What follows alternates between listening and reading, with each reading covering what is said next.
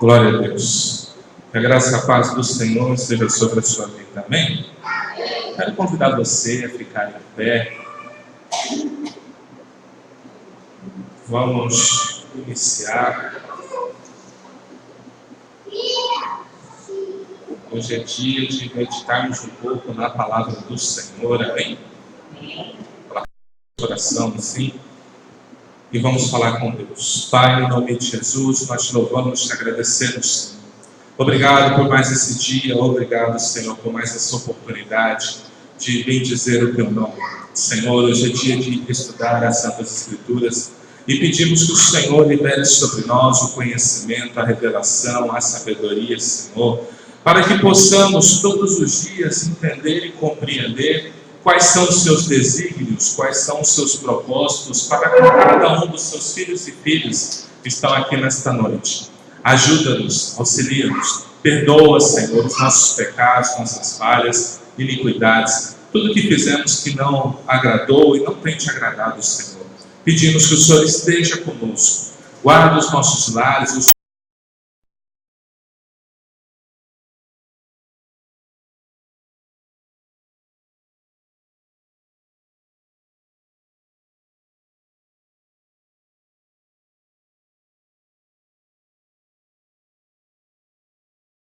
possa nos causar uma transformação, uma limpeza e edificar-nos para a glória do teu santo nome. Sê conosco, meu Deus, é o que nós te pedimos e te agradecemos, em nome de Jesus. Amém. Vou colocar um louvor, você vai poder estar acompanhando aqui na televisão. Vamos adorar o Senhor com uma canção. E já vamos ao estudo.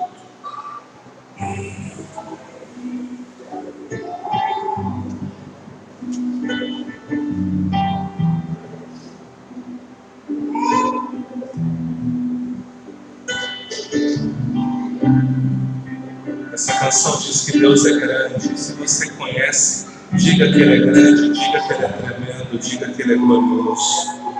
Aleluia, Senhor. Quão grande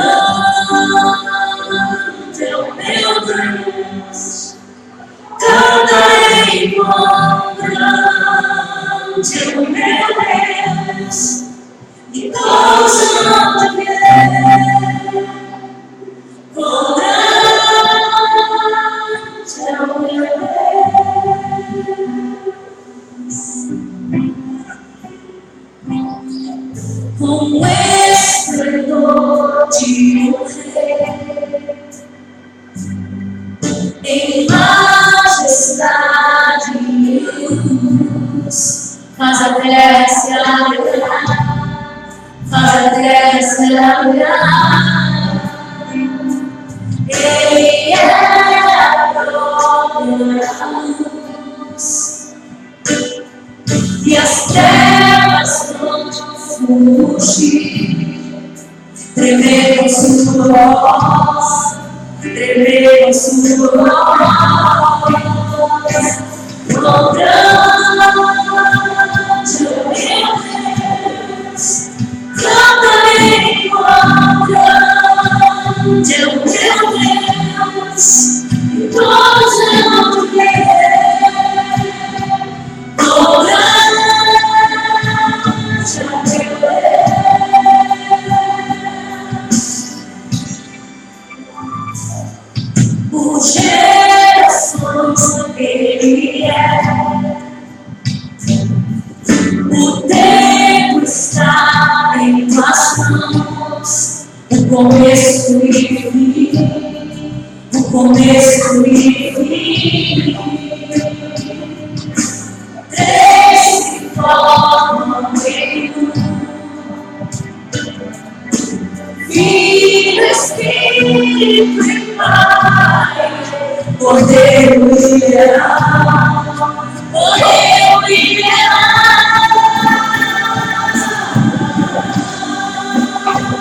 Céus e Deus, cantarei quão grande é o meu Deus, e todos vão te ver.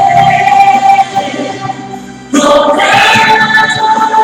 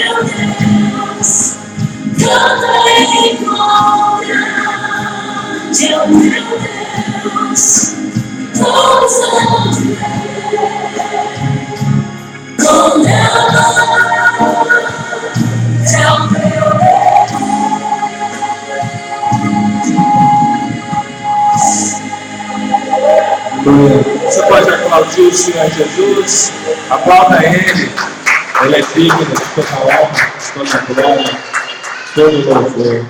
Todo esse assentar em nome de Jesus, fique à vontade.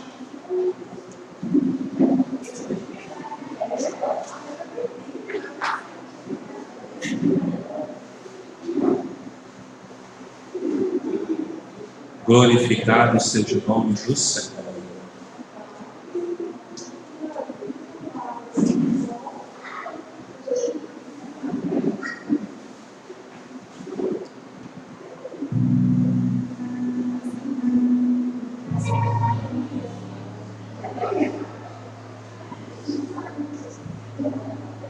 Glória a Deus. Sejam todos bem-vindos, a essa casa de oração. Alguns eu creio que não vieram, porque estão comemorando o Dia dos Namorados, Outros, os namorados ou as namoradas, ou estão esperando no Senhor, ou estão distantes, E assim, o que importa é que vocês estão aqui, amém? E vocês estão com o coração aberto para ouvir algo da parte de Deus. Então eu creio que Deus tem algo para nos ensinar essa noite. Você que trouxe a sua Bíblia, abra comigo em 1 Coríntios, capítulo 2, versículos 14 e 15. Não se assustem, tá? Quem sabe quando eu dou aula, sabe que eu costumo ir muito no quadrinho, Eu vou bastante lá no quadro, porque eu gosto de desenhar. Acho que é melhor para fixar o entendimento, Diz assim o texto da palavra do Senhor. 1 Coríntios capítulo 2, 14 e 15. Ora, o homem natural não compreende as coisas do Espírito de Deus, porque lhe parecem loucura, e não pode entendê-las, porque elas se discernem espiritualmente. Mas o que é espiritual discerne bem tudo, e ele de ninguém é discernido. Nós temos que entender que a gente vai... nós estamos num grupo de estudo agora. O estudo anterior a gente falou sobre um pouco dos últimos dias. A gente abordou algumas coisas que iam acontecer nos últimos dias. E para não ficar um estudo muito extenso, a gente abordou alguns temas, alguns assuntos principais, só para que tivesse mesmo um conhecimento, uma ciência, e para que os irmãos pudessem identificar, quando estivesse acontecendo as coisas dos últimos dias, E agora a gente entendeu que chegou a hora de falar pelo Espírito do Senhor sobre o caráter, como é um discípulo do Senhor Jesus. Então a gente vai a pastora começou a entrar numa série de estudos. Tudo isso é introdução para um estudo futuro, que vai ser batalha espiritual e cura, né? Então, tudo isso já faz parte de um discípulo de Jesus mais avançado, né? Então, primeiro eu tenho que entender o que eu sou, como eu sou constituído, o que Deus tem para mim e como Deus vai me usar.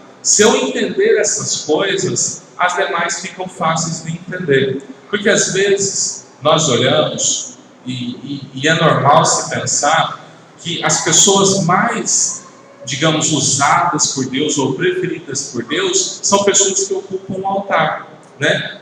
É o padre, é o pastor, é o fulano de tal, porque é uma pessoa que se destaca mais. Então você fala, ele sim é usado por Deus, mas você vai perceber que no Evangelho, qualquer pessoa, em qualquer momento, pode ser muito usada por Deus. Qualquer pessoa. Qualquer pessoa. Ele não chegou e disse assim, olha, eu dou autoridade aos pastores. Eu dou autoridade aos profetas. Ele dá. Mas quando ele deixou a ordem, ele falou o seguinte, eu dou autoridade a todos vocês. Porque quem é a figura do pastor? É alguém que ele levantou para cuidar de vidas. Quem é a figura do profeta? É alguém que ele levantou para trazer uma mensagem profética às nações. Quem é o evangelista? Evangelista é aquele que ele levantou para falar de Jesus de um jeito que ninguém consegue falar. Então você vai ver, às vezes eu pregando, falando de Jesus aqui, perguntando, tem alguém aqui que quer receber Jesus nessa noite? Não vem ninguém na frente. Mas aí vem o evangelista. E quando ele começa a falar, o pessoal já começa a chorar, e de repente eu estou afastado do Senhor, eu quero voltar, e às vezes ele fala uma palavra de 10 minutos. Mas por quê? É a unção que está sobre ele, é o talento que Deus colocou na vida dele. Da mesma forma, o mestre é aquela pessoa que tem uma habilidade de ensinar a palavra de Deus. É difícil você achar alguém que ensina a palavra de Deus como o mestre ensina. Mas isso são dons ministeriais, é um chamado ministerial. Mas a autoridade sobre o mundo espiritual e aqui na terra, ele reservou a todos os discípulos. E se você começar a entender isso desde agora, então a sua caminhada com Cristo será sobrenatural. Você vai viver coisas, as coisas eternas, as coisas do céu, você vai viver agora. Você vai viver agora. Às vezes você vê vídeo na internet, né? A pessoa contando um baita de um testemunho e você fala, poxa, por que fulano vive isso e eu não consigo viver? O que tem de diferente? A diferença é que ele entendeu quem ele é em Cristo e você ainda não entendeu quem você é em Cristo Jesus. Então hoje nós queremos falar das 3 classes de pessoas. Basicamente, eu não sei se você já ouviu falar, mas o homem, ele foi feito à imagem e semelhança de Deus, certo? Ele fala lá em Gênesis, né? Façamos o homem a nossa imagem, conforme a nossa semelhança. E ele dá as características de como é essa imagem e semelhança de Deus. Qual é? Domine, frutifique, multiplique. Então, coisas que Deus tem, ele falou assim, o homem também terá. Ele será como a minha imagem e semelhança. Então, Deus coloca isso no homem. Então, nós vemos que Deus, se nós formos falar de Deus, ele poderia ser representado como esse triângulo aqui. Esse triângulo seria a figura de Deus. Nós temos o Pai, nós temos o Filho e nós temos o Espírito Santo. O Pai é Deus, mas ele não é o Espírito Santo e nem é o Filho. O Filho é Deus, mas ele não é o Pai e não é o Espírito Santo. O Espírito Santo, ele é Deus, mas ele não é nem o Pai e nem o Filho. Então são um Deus que se manifesta em 3 pessoas. No Antigo Testamento, essa foi a figura que mais apareceu, o Pai. Jesus veio e se sacrificou. Então nós estamos vendo uma era chamada a era da graça, que é quando Jesus veio e morreu por mim e por você. E quando eu creio no sacrifício dele, eu sou salvo. A Bíblia diz assim, ora, a salvação, ela não é por obras, para que ninguém se glorie. Ou seja, imagina se você pudesse ser salvo pelas coisas que você faz. Quando você chegasse do céu, o que você ia falar para Deus? Deus ia chegar para você assim, ô meu filho, você está salvo, que bom. Aí você ia falar para ele assim, eu que ralei para chegar aqui. Eu que trabalhei, nem vem com esse papo aí que essa glória não é sua, é minha. Então Deus fala o seguinte, não, para que ninguém chegasse diante de mim e se gloriasse nisso, a salvação quem dá sou eu. Eu que dou a salvação para você. Então fala que a salvação é pela fé. A fé no quê? No que o Filho fez. A obra que o Filho fez me traz essa salvação. Então, nós vemos que no Novo Testamento, a pessoa do Filho começou a aparecer mais que a pessoa do Pai.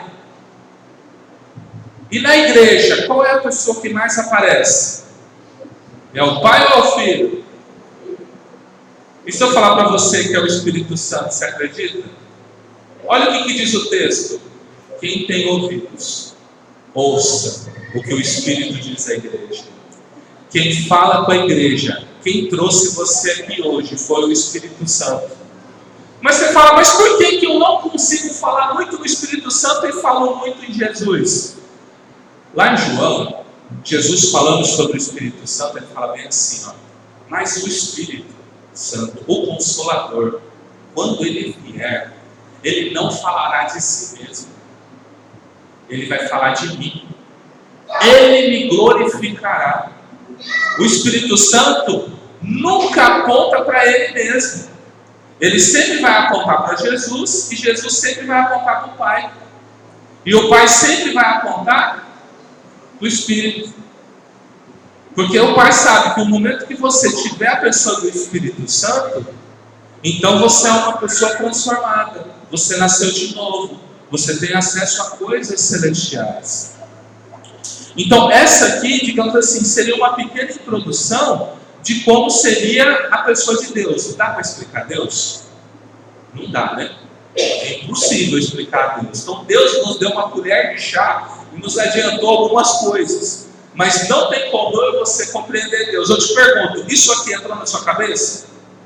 Até hoje eu tenho dificuldade para entender isso aqui. Como que eu explico que um único Deus, porque a Bíblia diz, ouve, ó Israel, o Senhor é o único Deus. Aí ele vem e fala, Pai, Filho e Espírito Santo. Ué, são 3 deuses? A Bíblia encontra mais de um Deus. A Bíblia fala que tem que ser um Deus só. E como que faz? Ah, é Deus Pai, Deus Filho e Deus Espírito Santo? Não, é Deus que se manifesta na pessoa do Pai, na pessoa do Filho e na pessoa do Espírito Santo. Não são 3 deuses, é um único Deus que tem um vínculo de unidade tamanho que você não consegue muito perceber a diferença. É um vínculo forte. Fala, irmão, mas é difícil explicar isso. No homem está explicado isso. Eu fiz isso para chegar no homem. O homem, se nós pegarmos o homem, basicamente o homem, ele é assim, Vamos fazer a figura assim do homem. Esse é o homem, certo? O homem, ele é corpo, ele é alma, ele é espírito. Isso aqui que você vê é o corpo.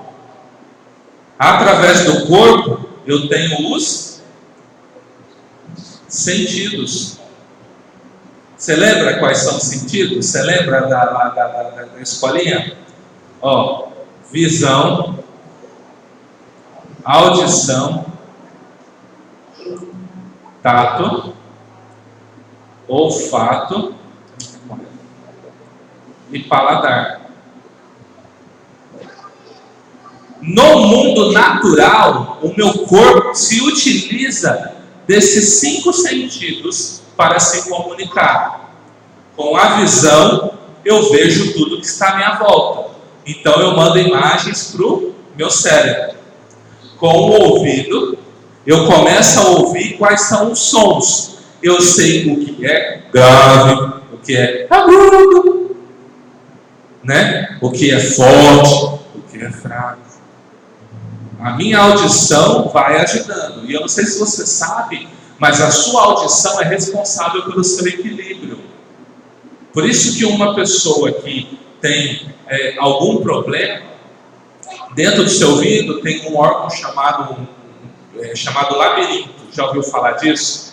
Aí quando a pessoa tem um negócio chamado labirintite, a pessoa fica assim, ó. Parece que o chão mexe, roda, porque é um líquido que fica no seu ouvido que te dá equilíbrio. Se você consegue andar e não cair, o labirinto é responsável por isso. É por isso que uma pessoa que é surda, ela desenvolveu uma habilidade muito grande, dela conseguir andar equilibrada. Porque é isso que traz o equilíbrio. Ela ouvindo um som, ela ouvindo o outro, ela sabendo o que está vindo da direita, da esquerda, de frente ou de trás. Então veja, isso aí traz informação para o corpo. O tato, aquilo que você pega, que você toca, é duro, é mole, é gelatinoso, é grudento, traz informações. O olfato, cheiro. O que você cheira? Se você estiver gripado, você não cheira nada, né? Está tudo entupido, não é? E o paladar, qual é o gosto das coisas? Todos esses sentidos, ele dá informação para o seu corpo. É o jeito que o seu corpo interage com o mundo natural. Agora aparece esse elemento aqui, ó.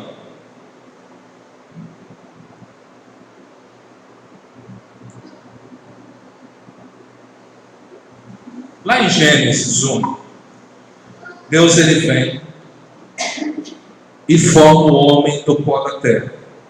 Nós falamos que é o barro. Só que se você ler na Bíblia, você vai ler que lá em Gênesis, Deus não tinha feito chover sobre a terra. Como que Deus forma o homem do barro, então? Tem um texto que diz que a terra, vinha uma neblina que regava a terra, como se fosse pequenas partículas de água. Então essa terra estava o quê? Molhada. Então Deus pega e começa a formar o homem. E agora vem Deus e dá um sopro. Esse sopro é chamado de fôlego de vida. Deus tira de dentro dele a sua essência e coloca dentro do corpo. Então isso aqui, ó, espírito humano, lá vai ser chamado de sopro no Gênesis. Quando esse espírito entra em contato com esse corpo, vai surgir o terceiro elemento, que é você,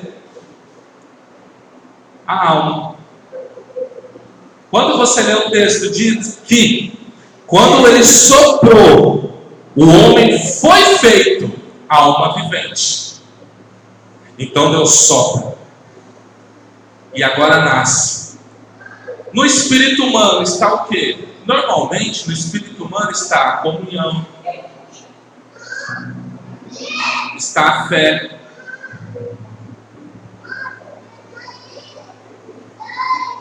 está a intuição. Normalmente esses são alguns dos atributos do seu espírito. E da alma? A alma vai estar o quê? Os sentimentos. Vai estar à vontade. Tudo aquilo que você quer, tudo aquilo que você deseja, vai estar aqui. Então esses dois aqui, ó, estão muito grudados um no outro. Muito grudados. Você pode ler para mim Hebreus, se não me engano, 4:12?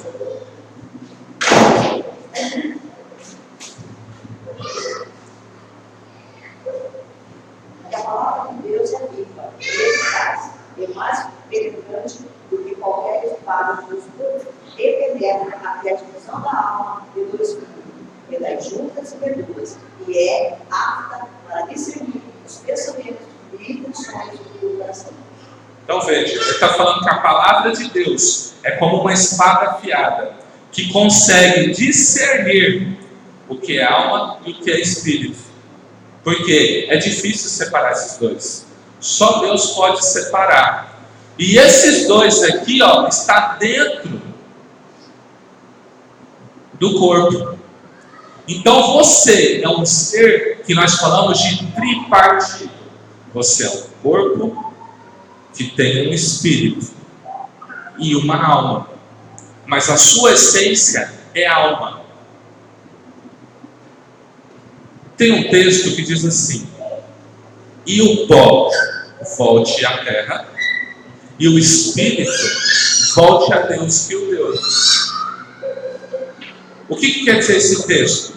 Toda pessoa, quando morre, toda pessoa, seja ela boa, seja ela ruim, seja ela salva, seja ela condenada, quando ela,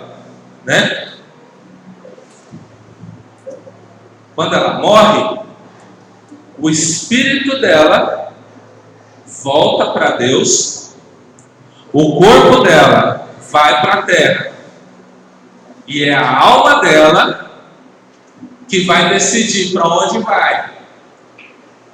Acreditou em Jesus, viveu para Jesus, vai para o céu. Não quis saber de Jesus, vai para um lugar chamado inferno. Inferno é a última etapa. Na verdade, a Bíblia vai chamar o lugar de Hades. Isso é um outro estudo, tá, gente? Porque a palavra inferno, para quem não sabe, ela ganhou uma tradução única na Bíblia. Porque inferno são 3 lugares. Inferno são 3 lugares.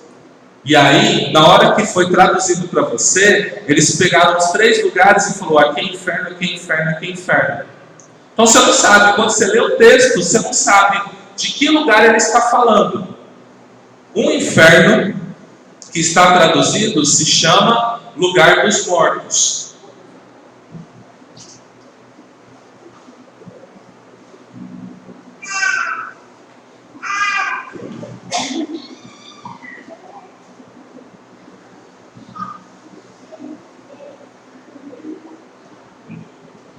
Hades em grego, Sheol em hebraico.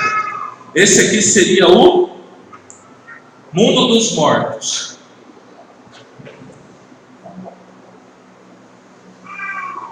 E lá tinha uma divisão nesse mundo. Havia um lugar que era um lugar de tormento, ainda está lá.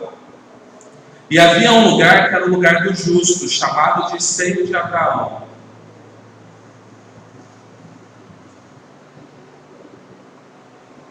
Então toda pessoa que morria vinha para esse lugar, do Hades.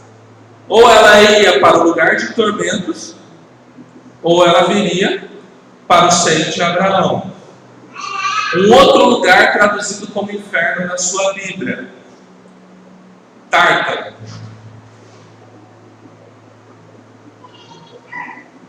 O Tártaro tem esse lugar aqui chamado Hades, né? Vamos dizer que isso aqui é o Hades. Tem um portão, tem o seio de Abraão e tem o lugar de tormento. Lá abaixo dele, aqui ó, vai falar que tem um abismo aqui, ó. Vamos dizer que aqui é um abismo. O Tártaro é esse lugar aqui, ó. Abaixo do Hades há uma divisão. Quem está no lugar de tormento não poderia vir no seio de Abraão, e quem está no seio de Abraão não poderia vir aqui. Essa é uma parábola que está lá, se eu não me engano, em Lucas, né? Quando Jesus vai falar do mendigo, né? Vai falar do Lázaro e do rico, né? Ele vai falar: olha, morreu os dois, um estava no seio de Abraão e o outro estava em tormentos. E ele olhou e falou assim: Senhor, a irmã quer que abaixe o ventilador?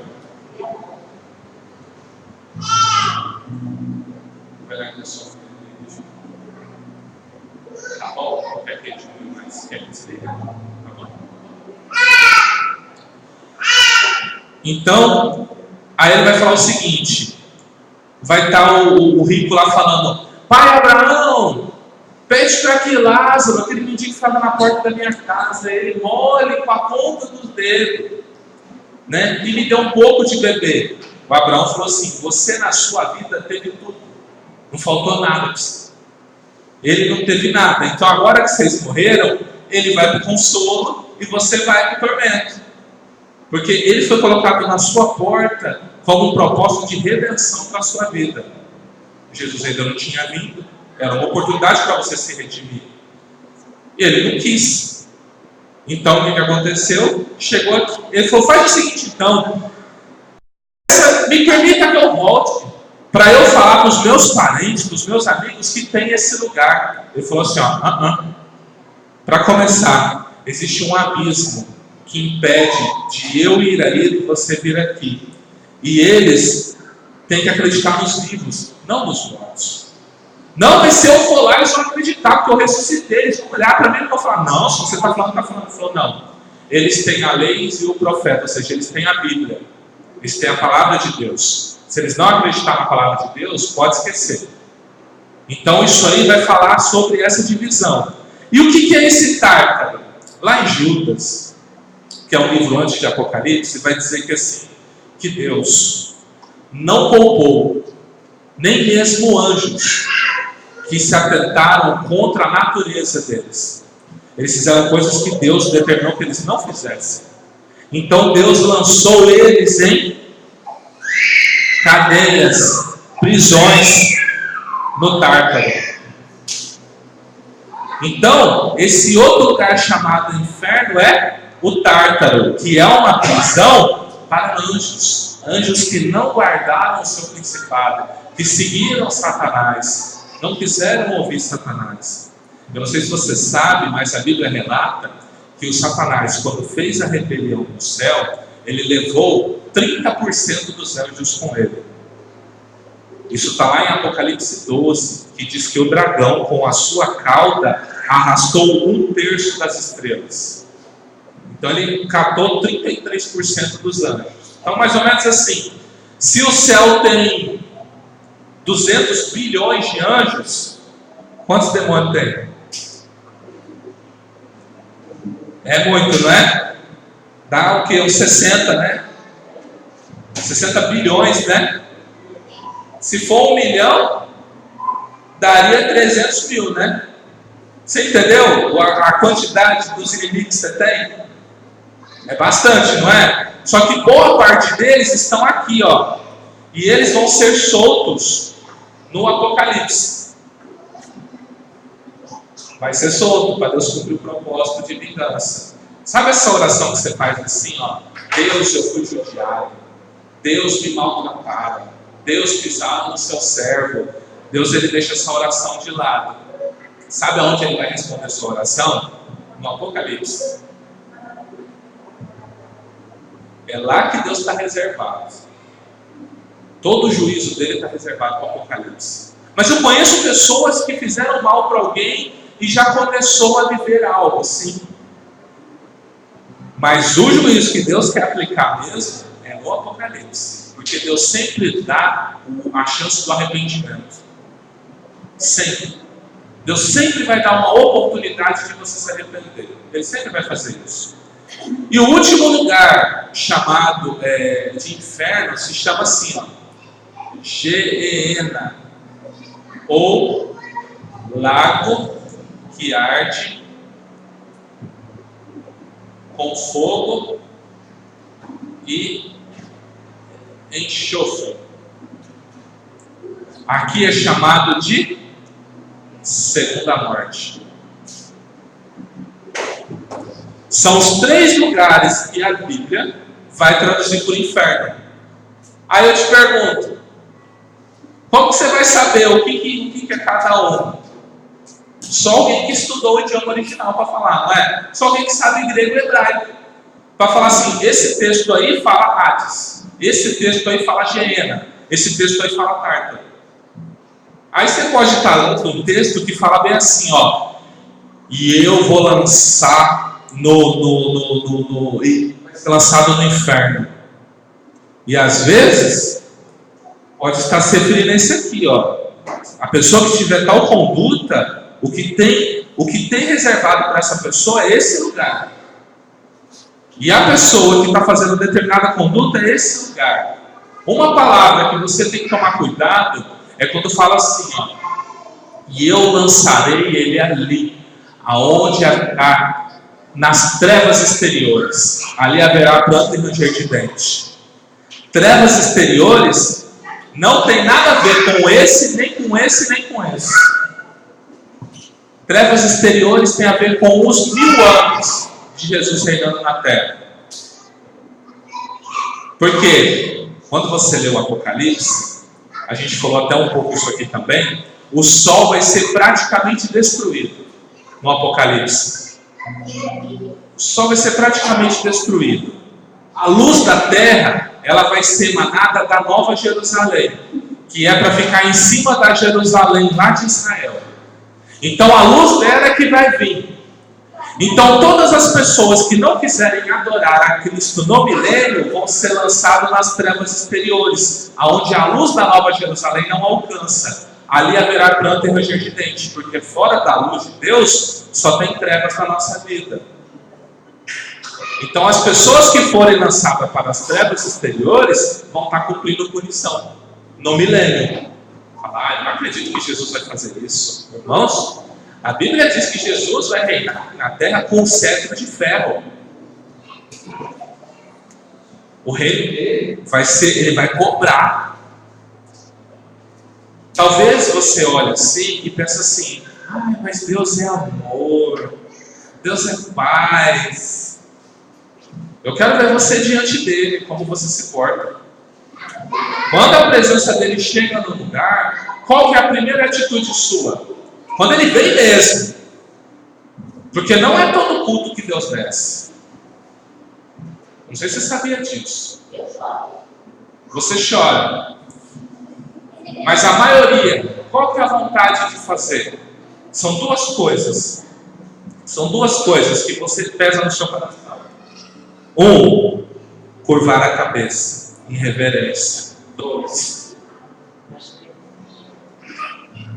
você não consegue ficar em pé na presença de Deus. A palavra glória tem o mesmo sentido de peso. Quando Deus derrama a sua glória, significa que Ele está descendo com algo denso e pesado. Então quando isso vem, você faz assim, ó. Por isso que é natural de uma pessoa que está numa íntima comunhão com Deus, ela entrar numa reverência profunda. Profunda mesmo. Às vezes ela está em pé, mas o coração dela e todo o ser dela está curvado perante Deus. Ela está em pé aqui, mas todo o ser dela já está curvado perante Deus. E qual é o segredo para Deus descer numa igreja? Toda a igreja entrar num único espírito de adoração a Ele. Qual é o problema? O problema é que nós, quando viemos na igreja, nós viemos cheios de problemas. A gente chega na igreja pedindo para que Deus resolva um problema que eu criei. Esse é o problema. O que eu tinha que fazer quando eu chegasse na igreja? Eu cheguei no portão ali, eu falo assim, problema, fica aí. Aguenta 2 horas. A gente já volta para conversar. Mas fica aí. A partir de agora eu vou entrar para adorar a Deus. Aí você desce, você chora, você chama. Se todo mundo fizer isso, é impossível que o dono não venha. É impossível. Aí sabe o que acontece? Uma pessoa se rende no culto. Uma. Essa pessoa que se rende, sabe o que ela vai fazer? Ela vai contagiando os demais. Porque você e eu entendemos que a presença de Deus é quando tem alguém pulando e falando em línguas. Tem alguém profetizando, fazendo algo. E Deus já está com a presença dele manifestando em nosso meio. Mas aí você está aqui, né? Glória a Deus, bendito seja o nome. Aí tem aquele e começa, aí você olha assim, eita Deus, vou entrar nesse negócio também. E começa a se render. Aí o do lado se rende, aí o do lado se rende, da frente se rende, de trás se rende. Por quê? A cachoeira que está sendo derramada sobre esse irmão começa a se espalhar na igreja. Por isso que é bom ter alguém que é atrevido. Por isso que é bom ter alguém que dá lugar. E aí Deus começa a fazer a obra. Deus começa a ir tocando de um por um. Mas com Deus, as coisas não são por vista, é por fé. Eu tenho que entrar na igreja acreditando que Ele virá e que Ele se estabelece. Porque o que diz a palavra?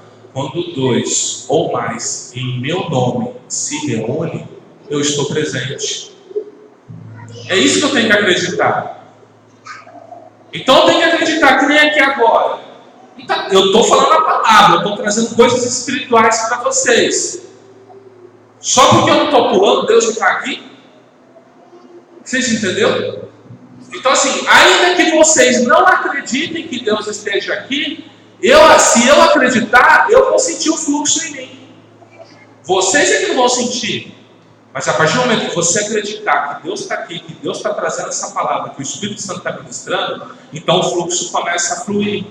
E começa aí, ó, em todos nós. Por isso que quando a gente chega, a gente tem que ter sempre esse coração grato, essa vontade de glorificar e adorar a Deus. Quando você entrega a sua vida para Deus e você confia no que Ele faz, Ele assume uma responsabilidade pessoal com a sua vida. Aí não tem aquele problema que você deixou lá fora? Já que você está muito envolvido adorando a Ele, sabe o que Ele vai fazer? Anjos de Deus, resolve o problema do meu filho, resolve o problema da minha filha. Cura, liberta, restaura. Aí quando você sai lá fora, sabe o que acontece? As boas notícias começam a chegar. Teve uma pessoa que veio aqui no culto de sexta-feira e o caso era mais ou menos assim, pelo que chegou para mim. Estava precisando de dinheiro, parente já não falava com ela há um bom tempo e entrou aqui com uma forte dor de cabeça, que não tinha remédio que tirava. Participou de um culto nosso de sexta-feira. Saiu daqui com a cabeça normal, a dor saiu depois do culto. Chegou em casa, o parente que não conversava com ela veio dormir e voltou a conversar com ela. E esse parente ainda trouxe o dinheiro, que era de uma dívida que ela considerava perdida. Você entendeu? Ela entrou aqui e ficou o culto inteiro chorando, mas buscando a Deus, pedindo a Deus, confiando em Deus, falando: Deus, eu estou aqui, me liberta, me transforma. E na hora que ela saiu, Deus começou a trabalhar a favor dela. Ela nem imaginava que ia acontecer essas coisas. Você entendeu? É a mesma coisa comigo e com você. A Bíblia diz o quê? Que nós temos que confiar em Deus. Alguém lê para mim Mateus 6,33. Evangelho de Mateus, capítulo 6, versículo 33. 6,33. Buscai, pois, em primeiro lugar o seu reino e a sua justiça. Todas estas coisas que serão acrescentadas. Essas coisas que ele está falando, vocês sabem me dizer o que é? Ele está falando aí: buscai primeiro o reino de Deus e a sua justiça, e as demais coisas vos serão acrescentadas. Vocês sabem me dizer o que é essas demais coisas? Em primeiro lugar, tem que crer na palavra do Senhor. Buscar primeiramente nele, crer, e esperar que tudo será feito. Você está no Mateus 6? Ó, está aqui, né? O que ele está falando um pouco antes, né? Não ajunteis tesouros na terra, né? A candeia do corpo é a luz, né? Olhai para as aves do céu, que não semeiam nem cegam, né? Ele vai falar assim, ó: se Deus veste a erva do campo assim, tal, nem Salomão vestiu tamanha glória. Olha o que ele está falando. O negócio é o seguinte: se Deus veste tão lindo uma flor que hoje nasce bonita e amanhã está acabando fogo, imagina vocês. Por isso, buscai o reino de Deus e a sua justiça. E essas coisas, o quê? A ansiedade da comida, a ansiedade da bebida, a ansiedade do vestuário, a ansiedade de pagar contas, Ele proverá. É isso que eu e você temos que aprender, a provisão de Deus. É lógico, se você for uma pessoa desregrada, você vai ter sérios problemas. Por quê? Porque Deus, normalmente, para trabalhar você, Ele não dá muita coisa para você no começo. Ele vai fazendo você aprender a confiar nele. Então, se você precisa de R$ 1.500 para pagar tudo que você precisa, Ele vai te dar R$ 1.500. Mas você fala, nossa, seria bom 2.000. Aprende a conviver com os 1.500. Aí nós pulamos para 2.000. Aí quando você aprendeu a lidar com os 1.500, sabe o que Deus faz? 2.000. Do nada. Aí você já pode comprar uma pizza, já pode ir para o cinema, já pode dar uma volta aí. Aí quando você acostumou com 2.000, pula para 3, 4.000. Você está entendendo? Primeiro você tem que aprender a dar glória nele no pouco. Porque quem é fiel no pouco, é fiel no muito. Isso é princípio bíblico. Isso não muda. Se você é fiel no pouco, Deus te dá 1.000, e você não consegue ser fiel no 1.000, imagina que Ele te der 10.000, você nunca mais pisa numa igreja. Nunca mais. Aprende a ser fiel no 1.000. Ou aprende a ser fiel no nada. Se focar no nada, seja fiel no nada. Plante essa fidelidade agora, para você colher lá na frente. Então Deus vai trabalhando. Deus vai trabalhando. Eu não sei com quem Deus está falando aqui. É porque assim, irmãos, deixa eu explicar como Deus me usa. Eu estou com um tema. Eu quero falar sobre o homem natural, o homem carnal e o homem espiritual. Eu estou falando de provisão. Eu ainda não estou conseguindo entrar nesse assunto. Você entendeu? Deus está falando com alguém aqui. Receba a palavra. Crê em Deus, confia nele. Amém? Então, não sei se você reparou, minha pregação é assim. Eu estou falando um tema, eu entro num tema e volto para o tema. Enquanto eu não falo o que Deus me mandou falar, eu paro. E na hora que me der o microfone, eu não estou nem aí. Você vai ficar chateado comigo? Pode ir embora e vai entrar comigo. Mas eu não vou deixar de entregar aquilo que Deus mandou eu falar. Amém? Porque só eu sei a mão que vai pesar em mim depois. Então assim, recebe essa palavra. Deus é o Deus que provê. Deus só pode ser Senhor de alguém que Ele pode prover. Onde eu provo isso? Eu provo isso em Gênesis. Gênesis 1 está bem assim, ó. E fez Deus separação da luz e das trevas. E fez Deus, né, o homem, o animal. E fez Deus, e fez Deus, e fez Deus. Todo o capítulo está assim. Aí Deus vem e coloca o homem. Deus pega um jardim, planta um jardim no Éden e coloca o homem no Éden. Como que Deus começa a falar? Qual é a narrativa a partir de Deus colocar alguém para Ele prover? E o Senhor Deus fez. E o Senhor Deus fez. E o Senhor Deus fez. Abre aí Gênesis aí. Abre Gênesis 1.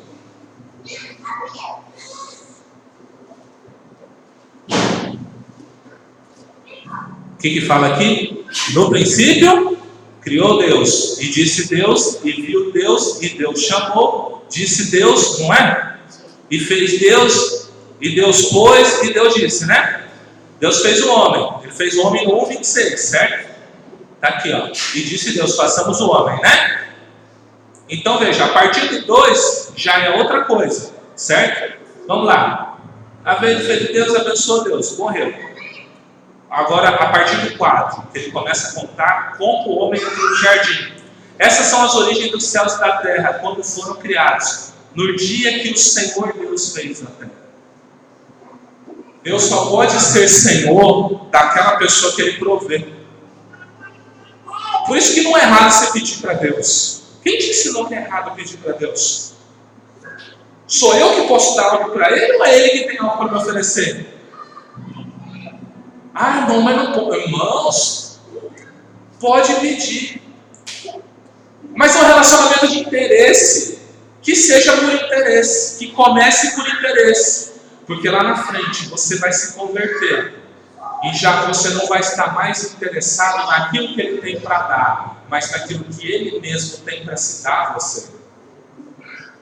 Então Deus não tem problema. Todas as pessoas que procuram Jesus, foi falando assim, Jesus, eu quero a minha salvação. Foi assim que as pessoas vieram para Jesus? Ou foi assim, Senhor, eu quero ver.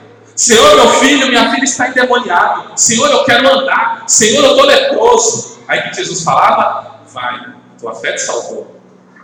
Ele curava e ainda salvava. E as pessoas não pediam salvação para ele. O único que foi mais ou menos assim foi o Zaqueu. Que no jantar, ele falou bem assim, Senhor, há um boato aí que eu estou roubando todo mundo, que eu tenho defraudado nos impostos. Se isso for verdade, eu vou restituir 4 vezes mais. Aí Jesus falou assim, hoje entrou salvação nessa casa. O coração dele se converteu ao Senhor. Ele, naquele momento que Jesus estava na casa dele, ele se desapegou de Deus. Naquele momento. Então veja, amados irmãos. Falamos que Deus é Pai, Filho e Espírito Santo, certo? E que Ele nos fez a sua imagem e semelhança. Então o homem é corpo, alma e espírito. Mas a essência do homem está na alma. O corpo, o que é o corpo? Corpo é a identidade, a identificação que você tem para se relacionar com o mundo natural. Por que eu me relaciono com você? Porque você tem um corpo e eu tenho um corpo. Então nós nos relacionamos por vista, por fala, por ouvido e até por toque, se for o caso. Da mesma forma, se eu estivesse morto, teria como eu me relacionar com você? Porque o meu corpo já importou o relacionamento. Então o corpo é necessário para eu interagir naturalmente. Então se o corpo é necessário para eu interagir com o mundo natural, o meu espírito humano é o que me faz interagir com o mundo espiritual. Então era assim que Adão agia lá no jardim. Ele conseguia ao mesmo tempo interagir com o mundo natural e com o mundo espiritual. Ao comer da árvore que Deus falou para ele, não coma dessa árvore, o que aconteceu com Adão? O seu espírito perdeu, morreu dentro dele, e ele passou a não ter mais acesso ao mundo espiritual que Deus tinha fornecido. E isso é chamado de a primeira morte. Todas as pessoas que nascem com seus espíritos mortos. Mortos em que sentido? Não interagem com o mundo espiritual. Não interagem. Mas eu conheço pessoas, pastor, eu conheço, que elas veem vultos, ela ouve voz, nunca creu em Jesus, ela vê espíritos de mortos, ela vê um monte de coisa, ela vê demônio, ela vê tudo e nunca se converteu a Jesus. Satanás, ele tenta fazer, como que eu vou dizer? Deus, ele quer que você interaja com o mundo espiritual na total dependência do Espírito Santo. Tudo que você ver no mundo espiritual, tudo que você ouvir no mundo espiritual, tem que ser porque o Espírito Santo quis te mostrar. Qualquer outro meio para Deus é inaceitável. Qualquer outro meio. Então, se você começar a acender uma vela, começar a invocar, digamos assim, você está fazendo algo que atenta contra Deus. Porque é Deus que tem que te mostrar. Você busca Deus e se Ele quiser, Ele te mostra. Se Ele não quiser, Ele não te mostra. Existem pessoas que servem a Deus há 50 anos que nunca viram nada. Nunca viram nada. E existem pessoas que entrou ontem na igreja e já estavam vendo um monte de coisa. Entende? Vai de chamado, vai de vocação, vai de uma série de fatores. Mas o negócio não é ver ou não é não ver. O negócio é crer. Você crer em Jesus e viver em Jesus todos os dias. Então nós temos 3 fases do homem. Nós temos o homem natural, nós temos o homem espiritual e nós temos o homem carnal. Foi um dos textos que nós lemos, em Coríntios, no começo do culto. Quem é o homem natural? Todo homem ou toda mulher que nasceu de uma mulher. Nasceu. Você nasceu, veio para esse mundo, você é esse homem natural. Dentro de você tem um espírito humano, tem uma alma e tem um corpo. Entre o seu espírito e entre a sua alma está o que a Bíblia chama de coração. E entre a sua alma e o seu corpo está o seu cérebro, a sua mente. Como que a palavra entra dentro de você? Ela vem pelo corpo para atingir a sua mente. Se ela atingir sua mente, fica um pouco mais fácil dela atingir o seu coração. Atingindo o seu coração, o que acontece? Todo o seu espírito é tomado. Isso é que acontece quando? Na sua conversão ao Senhor Jesus. Quando você se converteu ao Senhor Jesus, ou você irá se converter, no dia que falarem de Jesus para você de uma tal forma que você entenda que não há outro caminho a não ser Jesus, então você vai falar assim: Jesus, a partir de hoje eu te sirvo. A partir de hoje minha vida é sua. A partir de hoje eu esqueço o que ficou para trás. Eu creio que o Senhor perdoa os meus pecados e iniquidades, e a partir de hoje eu vivo uma nova vida. Sabe o que acontece? A Bíblia diz que o Espírito Santo de Deus, ele vem para cá. E ao vir para cá, o seu espírito humano, ele começa a estar junto com o Espírito Santo. A Bíblia diz que aquele que se une ao Senhor é um só espírito com ele. Então o seu espírito humano já não é tão levado mais em conta, porque aqui agora é a habitação do Espírito Santo. Mas a sua alma continua e o seu corpo continua.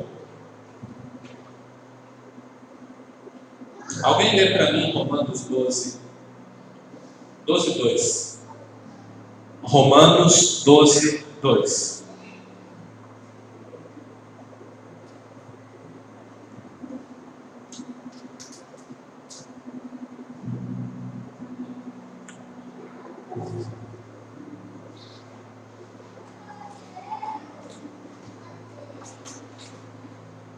Não vos conformei com este século, mas transformai-vos pela renovação da vossa mente, para que experimenteis qual seja a boa, agradável e perfeita vontade de Deus. Então veja, a palavra de Deus, ela começa a entrar pelo corpo, certo? Visão, audição, tato, olfato, paladar. A palavra vem. Nós lemos lá, né, em Hebreus 4:12, que a palavra de Deus, né, ela é como uma espada afiada, apta a discernir pensamentos, junta de medula, alma de espírito. Então a palavra de Deus, ela tem a capacidade de penetrar e vir direto para cá. Então quanto mais palavra de Deus você consumir, mais transformado você é. Você não é transformado por essa experiência aqui, ó. Aqui inicia-se um processo que é chamado na teologia de regeneração. Iniciou. Aqui o Espírito Santo faz um trabalho. Aqui ele começa a te convencer de 3 coisas. Ele te convence do pecado, da justiça e do juízo. Ele vai dizer assim: do pecado, porque não crê em mim; da justiça, porque eu vou para o meu Pai; e do juízo, porque o príncipe desse mundo está julgado. Então ele vai falar que o Espírito Santo vai trabalhar no homem natural. Quem é o homem natural? Toda pessoa nascida de uma relação entre um homem e uma mulher, que tem o seu espírito humano inacessível. Está dentro de você, mas é como se estivesse morto. Então toda pessoa que nasce morta para Deus. Você nunca ouviu falar um texto? Eu não vou lembrar onde ele está agora. É Jesus que falou, se não me engano: deixe os mortos enterrar os seus mortos. Se eu não me engano, veio um discípulo falando assim: Senhor, eu quero te seguir, eu vou te seguir, mas deixa eu enterrar meu pai. Deixa eu viver os últimos dias do meu pai. Aí quando ele morrer, eu enterro ele. Quando ele morrer, eu enterrar ele, eu lá tudo e te sigo. Jesus falou assim: deixa os mortos enterrar os seus mortos. Jesus está se referindo a quem? Posso perguntar sobre a curiosidade, né? vivendo isso e gostaria de entender esse trechinho. Por isso que a igreja católica, uma vez mais as crianças já nem eles têm esse hábito, né? Esse costume. A questão de igreja batizar com relação à criança é porque ela é assim. Eu não vou dizer que é um pensamento errado, entendeu? Mas é mais ou menos assim. Você foi salvo por Jesus, não foi? Foi ou não foi? Então você foi santificado. O que significa isso? Na sua salvação, existem algumas declarações que Deus faz ao seu respeito. Uma se chama justificação. Deus declara que você é justa, que não tem mais erro na sua vida. Tipo, o que você errou para trás é como se você nunca tivesse errado na sua vida.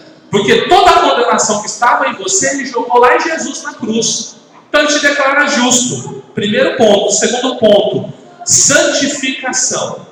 O que é santificação? É o ato de eu pegar algo e tornar aquilo santo. Santo significa separado para Deus.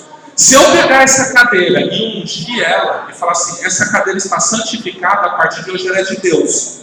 Se ela for para a sua casa e não estiver na casa de oração, as piores coisas que tiver que acontecer na sua casa vão acontecer. Porque o lugar dela estar é na casa de Deus, não na sua casa. Existe uma diferença entre santificação e consagração. Santificação. Eu santifico algo, eu declaro que aquilo é de Deus. E se eu tiver o preço de resgatar, em algum momento eu posso resgatar aquilo. Como funcionava? Era mais ou menos assim. Você tem um carro, seu carro custa 20 mil reais. Você ia no sacerdote e falava assim, ó, sacerdote, eu quero santificar esse carro. Isso lá no Antigo Testamento, porque é a referência que nós temos. Aí ele olhava e fazia uma avaliação do seu carro. Ele falava assim, seu carro vale 20 mil, né? Me dê 2 mil que eu santifico o seu carro. Aí você dava uma oferta de 2 mil reais para o sacerdote, ele avaliava em cima do valor do bem. Era assim que funcionava no Antigo Testamento. E ele vinha e fazia essa avaliação, você pagava. Esse carro poderia ficar com você, mas você não podia vender ele, porque aquele carro era de Deus. Só que o que acontecia? Raramente furava pneu. Se roubava, do nada o ladrão aparecia entregando seu carro, porque você passou a responsabilidade do bem para Deus. Então Deus cuidava do seu bem. Eu quero o bem de volta porque eu quero vender o carro. Então você ia lá, fala, sacerdote, eu quero resgatar. Ele olhava e falava assim, quanto foi mesmo que você deu? 2 mil. Eu falava, então você me dá mais 500 que eu devolvo o resgate. Tudo isso foi Deus que disciplinou, tá? Não veio da cabeça do sacerdote, foi Deus que disciplinou isso. Foi Deus que falou, quando quiser resgatar, ele dê 20%, ele dê 25%. Foi o próprio Deus que estabeleceu essas leis. Então você resgatava, o carro voltava a ser para você. Isso é a santificação. É o que Deus faz comigo. Jesus morreu, Ele comprou eu e você para Deus. Então agora nós somos propriedades exclusivas de Deus. Santificados. Deus olha para mim e vê a obra que Jesus fez na minha vida. Consagração. Consagrar. É o ato de eu pegar esse bem e falar assim, ó, Deus, essa cadeira é sua. Nunca mais ela volta para mim. Não há preço que eu pague que ela volta. A Bíblia vai dar um nome para essa cadeira de anátema. Não sei se você já leu essa expressão na Bíblia, anátema. Tem uma expressão na Bíblia chamada anátema. O que quer dizer? É algo consagrado a Deus que é só de Deus. E só o sacerdote de Deus tem o usufruto dela. Então, se você pegar o anátema e levar para sua casa, Deus envia um anjo. O nome desse anjo é o anjo destruidor. E ele vem cobrar. Enquanto você não devolver essa cadeira, ele começa a quebrar seu carro, ele começa a te mandar embora do emprego, ele começa a fazer tudo. Porque você tomou algo que não era seu. Deus não brinca com essas coisas não, irmãos. Por isso que, eu vou te dizer, você já viu alguém falar assim, vou levar meu carro para consagrar na igreja? Ou vou pedir para o pastor consagrar minha casa? Eu já vi muito isso na minha caminhada cristã. Só que na época eu não tinha entendimento. Qual é o problema? Quando você consagra a sua casa para Deus, sabe o que você tem que fazer em seguida? Pegar a chave para o pastor. Por quê? Você não consagrou? Você não deu para Deus? Por que você está em posse dela? Então, qual que é o termo correto para abençoar seu carro, sua casa? Consagração ou santificação? Se você quer dar seu carro, sua casa para Deus, você consagra. Agora, se você quer trazer uma proteção especial para ela, você santifica. Você entendeu? Aí sabe o que acontece? Eu conheço um monte de gente. Foi no pastor, o pastor consagrou o carro. Sabe o que aconteceu depois? O motor fundiu, bateu de tudo quanto é lado. O carro não tinha mais recuperação. Não tinha. Por quê? Deu para Deus, mas não deu. Aí a Bíblia diz que tem um anjo, que é o anjo do voto, que é esse anjo que eu falei para vocês. Ele vem atrás cobrar. Uma vez eu fiz um voto para Deus. Eu tinha prometido numa campanha de uma igreja, eu querendo que Deus abrisse as portas para mim.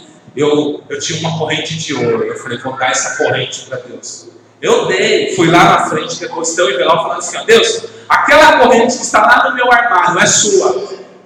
Eu vou dar ela para o Senhor. O próximo culto eu trago ela. Cheguei em casa. Mãe, estou procurando aquela corrente de ouro. Estou procurando.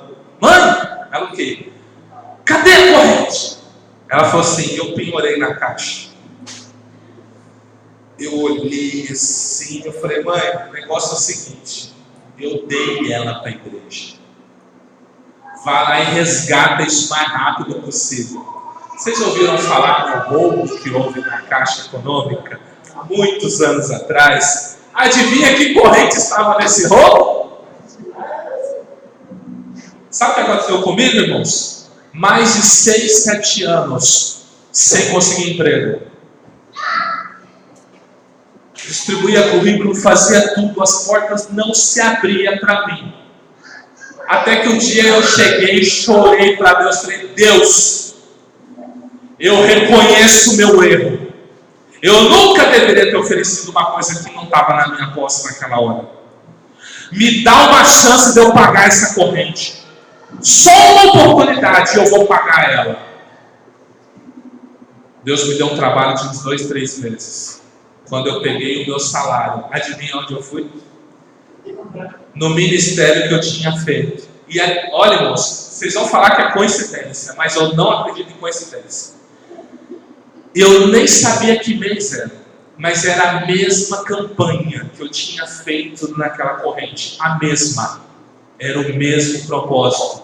O mesmo. Eu falei assim, pastor, eu tenho que pagar um voto a Deus. Eu estava com o valor certinho, que eu acreditava que era o que eu devia para Deus. Eu quero pagar. Ele falou, meu filho, é a campanha tal, sobe lá no altar e deposita.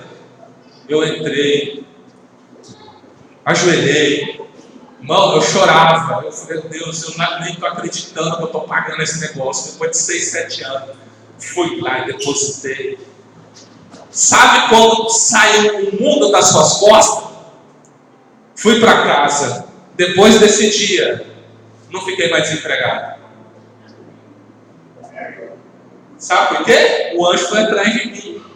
Não vai pagar.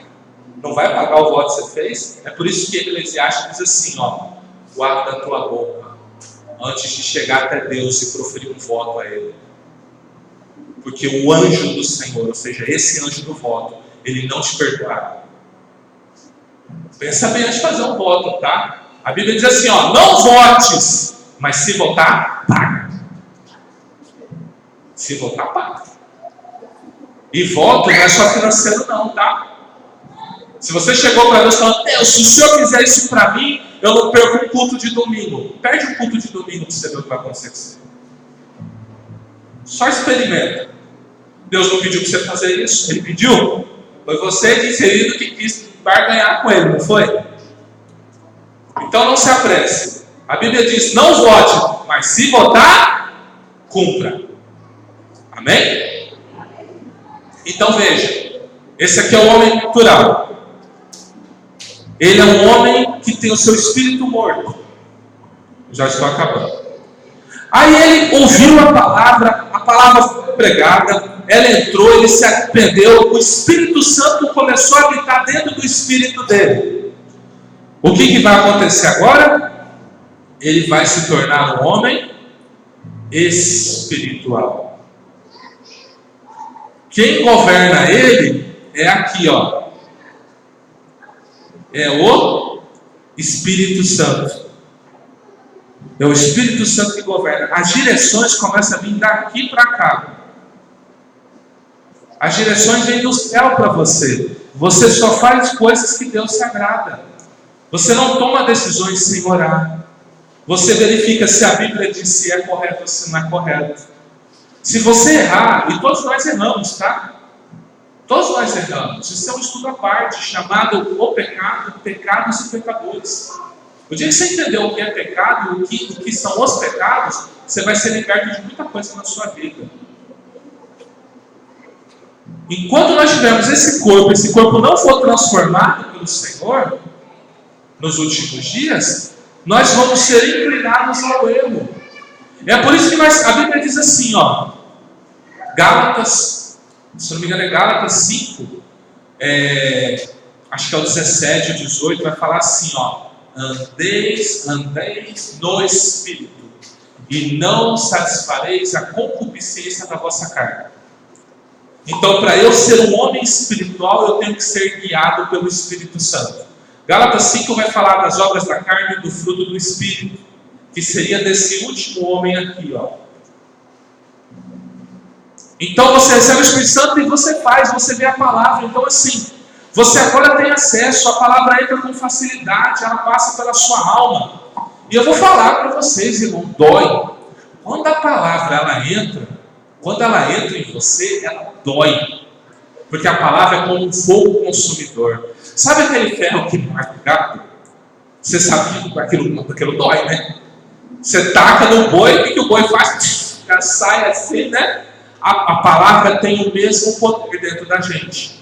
Sabe quando vem aquela palavra do altar que você fala assim, ó, nossa, Deus acabou comigo hoje. Você fica a semana inteira pensando na palavra. Ela exerce o mesmo papel desse ferro com fogo no seu coração. Sabe o que vai acontecer depois disso? Aquele erro que você cometia antes dessa palavra, depois desse dia você nunca mais vai cometer. Porque está escrito, guardei a tua palavra no meu coração para não pecar contra ti. Guardei. Está selado em você. E dói. Ela dói. Palavra que entra e não dói, um dia vai ter que doer. Significa o quê? Que ela só passou. Ela só passou. Mas aquela que entrou, você saiu daqui. Se você sair hoje pensativo com alguma coisa e ficar esses 3, 4 dias pensando em algo que foi falado aqui, é Deus que está te marcando em alguma coisa. É Deus que está querendo te mudar em alguma coisa que você precisa ser mudado ou mudado. É o mover do Espírito Santo. Eu só sou o falador. Mas quem imprime isso dentro de você é o Espírito Santo. Então você vai começar a ser guiado por Ele. Ele vai te dar ministérios. Ele vai te dar dons. Você vai começar a ver coisas. Você vai sentir coisas, sabe? Você vai pressentir o perigo. Ou seja, você vai ver Deus falando assim, cuidado com esse negócio. Cuidado com essa pessoa. Você vai ver Deus falando. Deus vai até te dar sonhos, vai te dar visões. Deus vai mover na sua vida. Por quê? Porque você é um homem ou uma mulher espiritual que anda segundo a orientação do Espírito Santo. E o carnal, quem é? O carnal é a pessoa que tem o espírito humano regenerado e tem o Espírito Santo habitando. Qual que é a diferença? O coração dele é um coração de pedra. Você já leu aquela parábola da semeadora?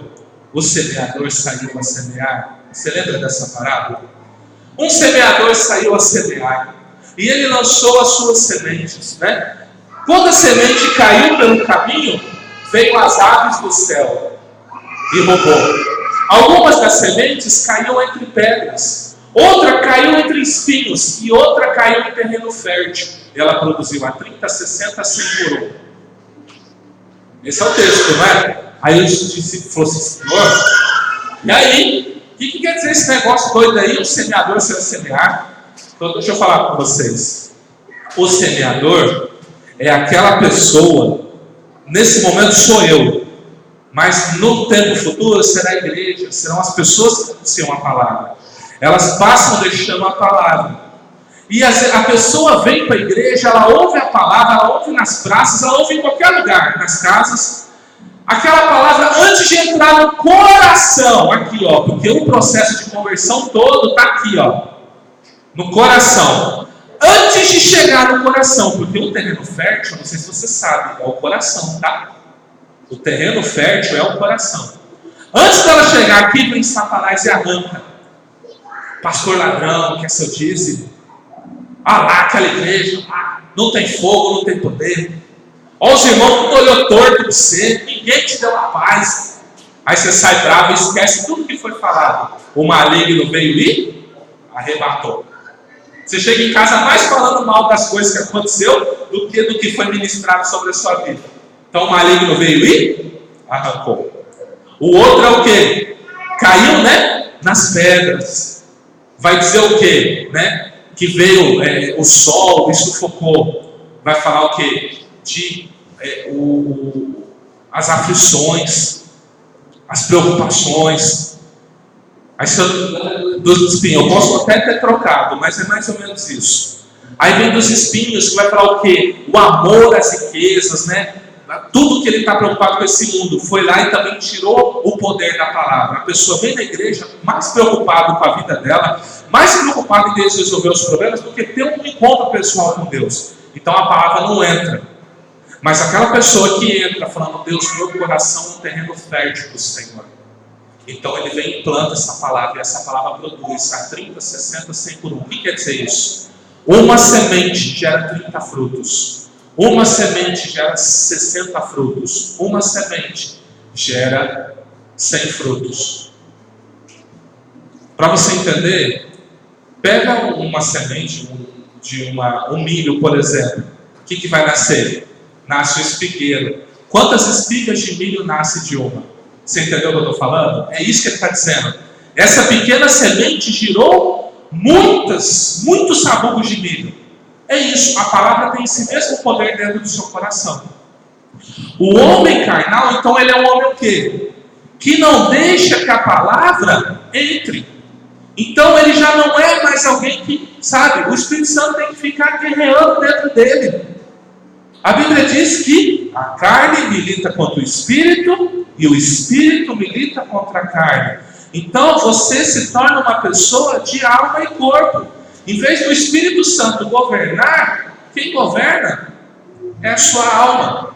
Então você é uma pessoa que é cheia do Espírito Santo. Você vem aqui num culto de poder, você sente arrepio, você sente o fogo, você sente tudo. Tudo que uma pessoa cheia do Espírito Santo sente. Mas você fala mal. Você não crê. Você às vezes blasfema. Você está entendendo por quê? Porque você não conseguiu guardar a palavra do coração. Então, qual que é a diferença do espiritual para o carnal? O espiritual, ele é totalmente guiado pelo Espírito Santo de Deus. Os seus sentimentos, suas vontades estão no governo dele. Já o homem carnal, ele é alguém que o Espírito Santo está dentro dele. Só que ele não governa. É você que governa.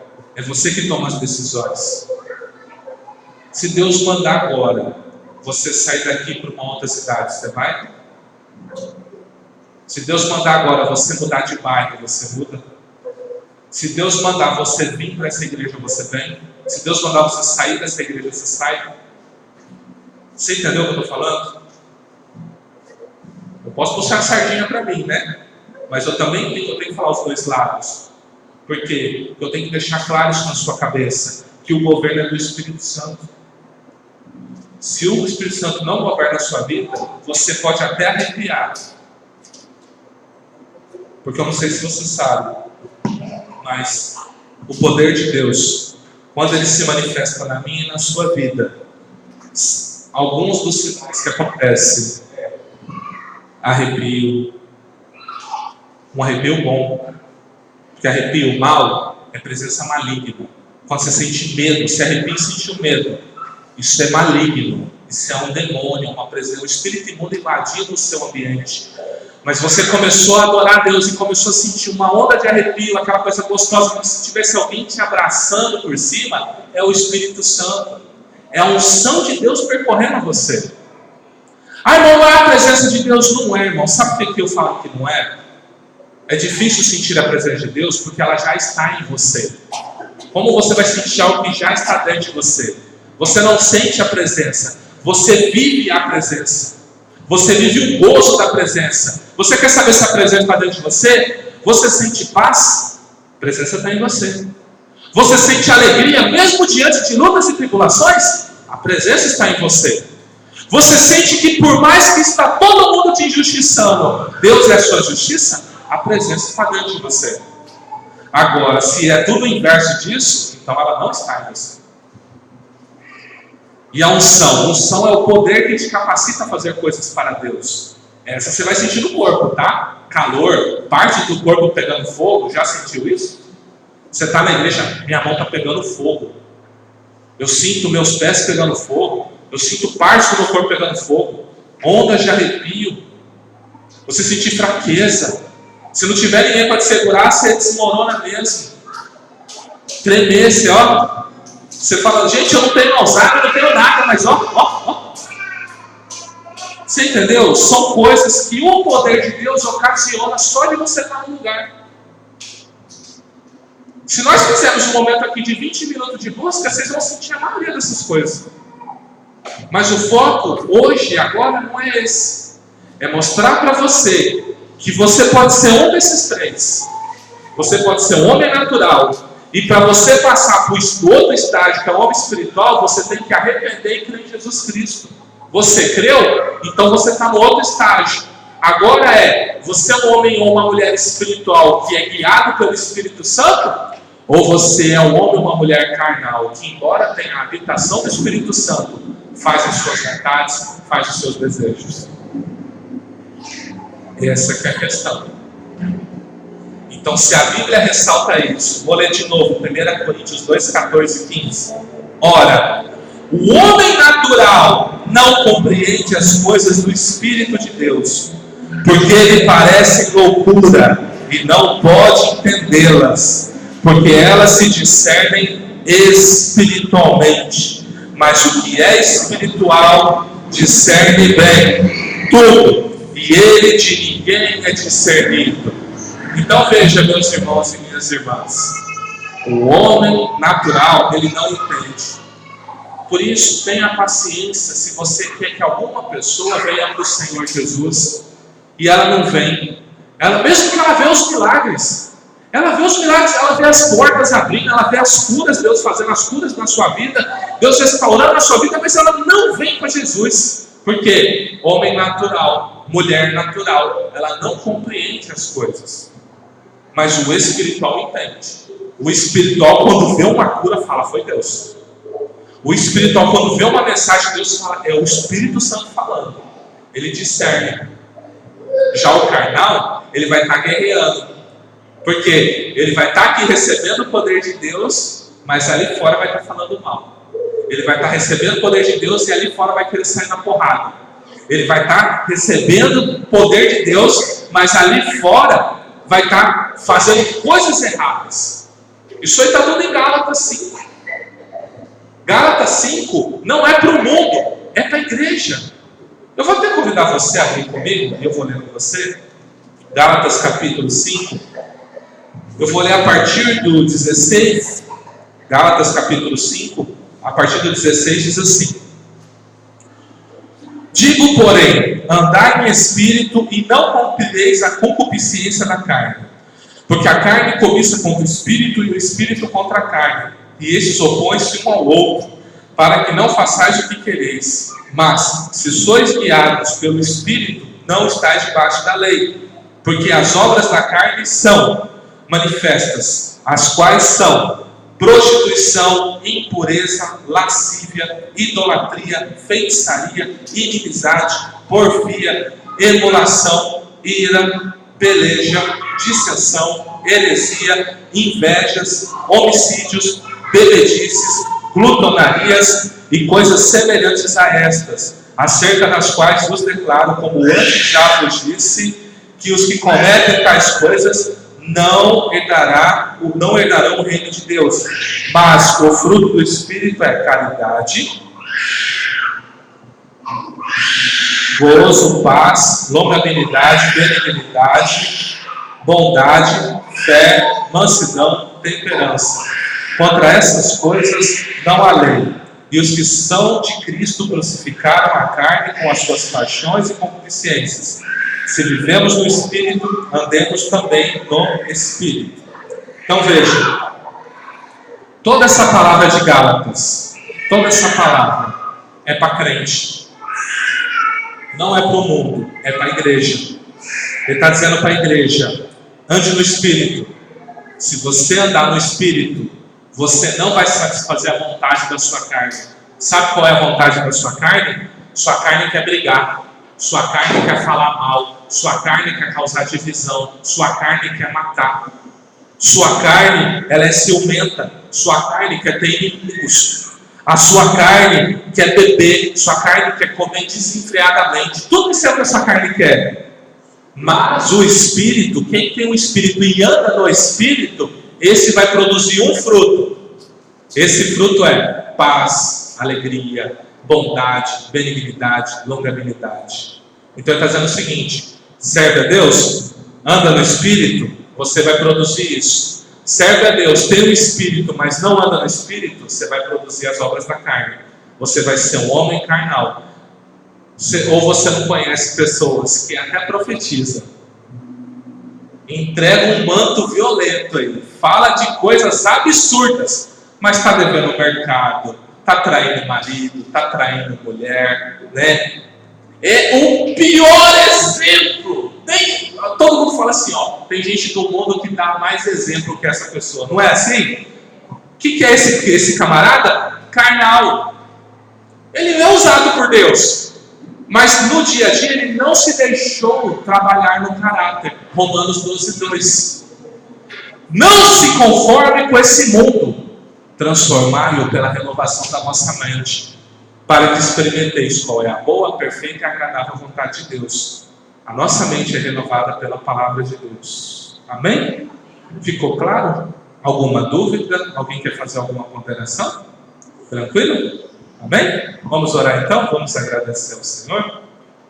E se ao final, antes de ir embora, você sentir no coração de trazer uma oferta, fique à vontade, tá? Vamos orar então, agradecer a Deus por mais esse dia e pedir que possamos ser homens e mulheres espirituais, amém? Cheios do Espírito Santo e aprender a não ser carnais, para que Deus aperfeiçoe a obra dele na gente, amém? Pai, no nome de Jesus, eu te louvo, eu te agradeço.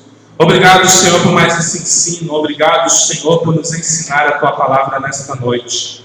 Meu Deus e meu Pai, eu peço que o Senhor abençoe cada homem e cada mulher que está aqui neste lugar, Senhor. Eu peço, Pai, que cada dia o Senhor trabalhe neles. Se em nosso meio, Senhor, há algum homem ou mulher natural, eu peço, trabalha na vida dele ou dela, que eles se convertam ao Senhor, que eles se entendam que Jesus Cristo é o caminho, a verdade e a vida, ninguém vai ao Pai senão por Jesus, que eles creem nisso, que eles confessem que Jesus Cristo é o Senhor de todo o seu coração e pela sua boca. Então eu creio que a partir desse dia o Espírito Santo habitará neles e eles deixarão de ser homem ou mulher natural para ser homem e mulher espirituais. E eu peço, ajuda os seus filhos e filhas a ser homem e mulher espiritual, Senhor, a andar no Espírito, a viver no Espírito. A tua palavra diz que se nós andamos no Espírito, então isso está testificado que somos filhos de Deus. E se somos filhos de Deus, somos co-herdeiros com Cristo. Ó Senhor, abençoe seus filhos nesta noite. Faz uma grande obra, livra-nos e liberta-nos do poder que a carne tem sobre nós, Senhor. Ajuda-nos a viver uma vida reta e santa na Tua presença. Pai, muito obrigado. Nós te louvamos e te agradecemos nessa noite. Leva seus filhos em paz e segurança, guarda, livra-os de todo mal, Senhor. Livra-os, Pai, do dano mecânico, livra-os do assalto, livra do homem violento e sanguinário, Senhor. Eu peço que a Tua paz, a Tua graça superabunde na vida de cada um deles, Senhor. Eu peço, sê com eles, Pai. No nome santo de Jesus Cristo, se você crê, você diz? Amém. Deus te abençoe ricamente no nome santo do Senhor Jesus. Lembrando que sexta-feira nós temos o nosso culto de cura e libertação. E no domingo, nosso culto de louvor e adoração, todos às 19h30. Sintam-se convidados, estejam conosco, em nome de Jesus.